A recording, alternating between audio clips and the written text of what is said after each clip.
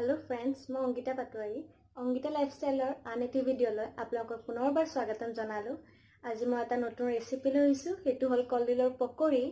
আশা কৰো আপোনালোকে চাই ভাল পাব। বলক তেনেহলে দেৰি নকৰি ভিডিঅ'টো আৰম্ভ কৰো। কলডিলৰ পকৰি বনাবলৈ আমাক লাগিব কলডিল সৰু সৰুকৈ কাটি লৈছো এবাটি, বেসন লৈছো 3 চামুচ, চাউলৰ গুড়ি লৈছো 2 চামুচ,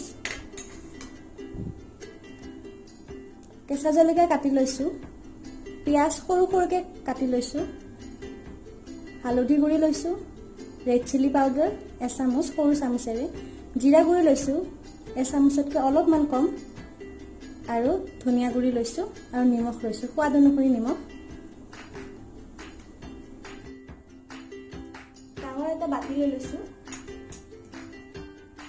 ইয়াত কলফুলখিনি দি লম।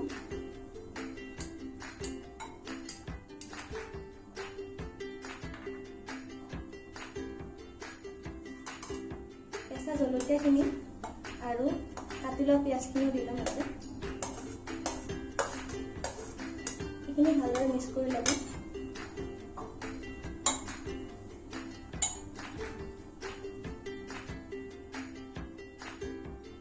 তাৰপিছত ইয়াতে গুড়ি মছলাখিনি দি দিলে হয়, হালধি powder, red chilli powder,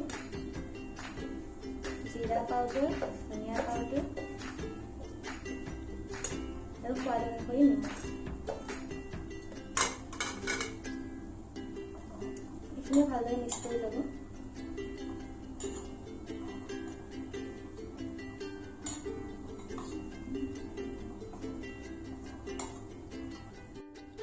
mix কৰা হৈ গ'ল এইখিনি ভালদৰে। এতিয়া আমি অলপ অলপকৈ বেচনেদি কৰিম, হাতেদি মিক্স কৰি ল'ম। এতিয়া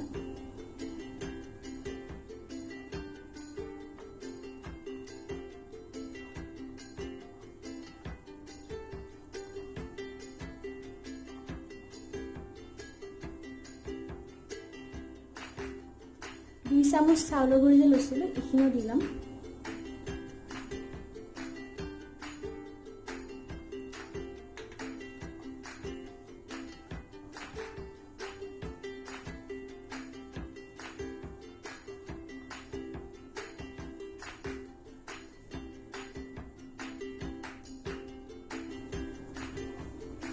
অলপ অলপকৈ মিক্স কৰি থাকিলে হ'ল বেচন।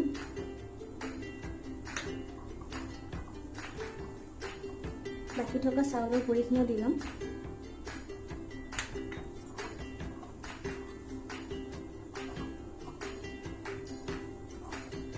ইয়াতে অলপ পানী দিব লাগিব।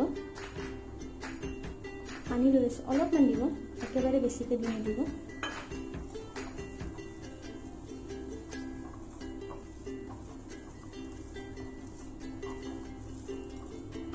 অলপ অলপকৈ দিব।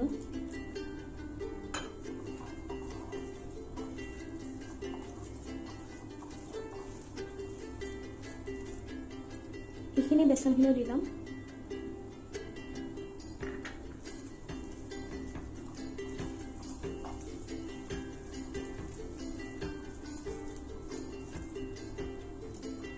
আৰু অলপ পানী দি ল'ম।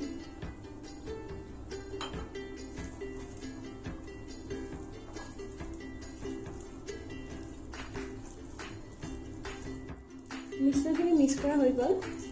এতিয়া 5 মিনিট সময় থৈ দিব এইখিনি, এতিয়া পকৰিটো খোৱাত ভাল হয়। সৰু সৰুকৈ পকৰিখিনি দি ল'ব।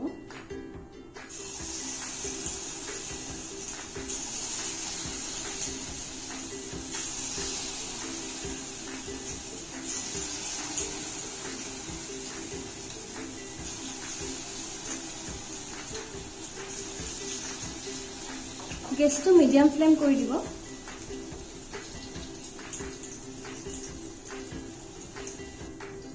এইখিনি আমাৰ ফ্ৰাই কৰা হৈ গৈছে।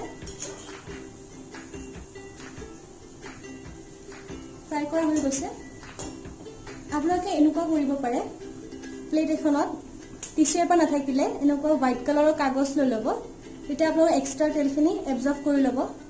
ইয়াতে আমি পেলাম এইখিনি পকৰিখিনি।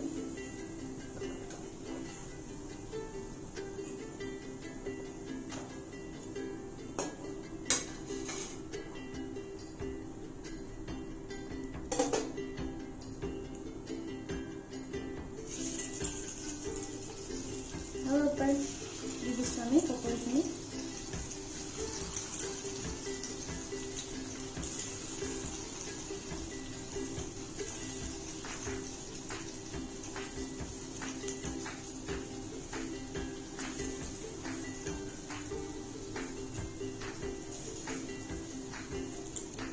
এক চাইডে পকৰীখিনি ৰঙচুৱা হৈ গৈছে, এতিয়া আমি উলটাই দিম পকৰীখিনি। দুই চাইডে ৰঙচুৱা কৰি ল'ব লাগিব।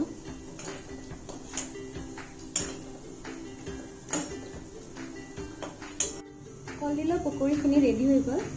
আপোনালোকে চচেদি নহ'লে পদিনা চাটনি দি খাব পাৰিব।